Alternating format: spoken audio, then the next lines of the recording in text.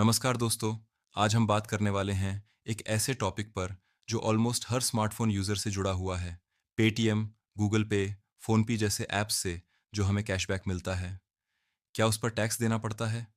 बहुत लोग समझते हैं कि ₹10, ₹20 या ₹100 का कैशबैक तो छोटा अमाउंट होता है और उस पर टैक्स नहीं लगता।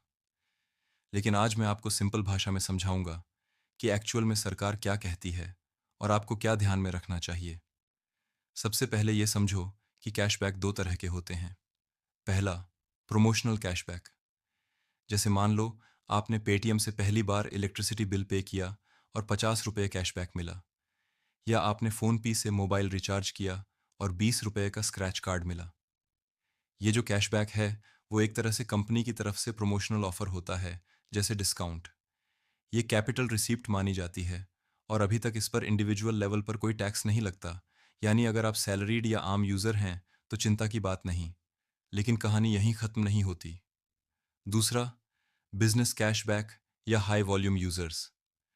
अगर आप अपने बिजनेस में यूपीआई का ज़्यादा इस्तेमाल करते हो और आपको महीने में ₹10,000 से ₹50,000 तक कैशबैक मिलता है, तो इनकम टैक्स डिपार्टमेंट उसे इनकम फ्रॉम अदर सोर्सेज मान सकता है। यानी अगर कैशबैक आपकी इनकम का हिस्सा बन गया है तो उस पर टैक्स देना पड़ सकता है। साथ ही अगर आप कैशबैक को बैंक अकाउंट में जमा करते हो और फिर उसे किसी खर्च या इन्वेस्टमेंट में यूज़ करते हो, तो ये ट्रांजैक्शन आपकी ऑडिट रिपोर्ट या आईटीआर में दिख सकती है। तो क्या करें? अगर आप इंडिविजुअल हैं और ओकेजनल कैशबैक ही मिल रहा है, टेंशन नहीं लेना।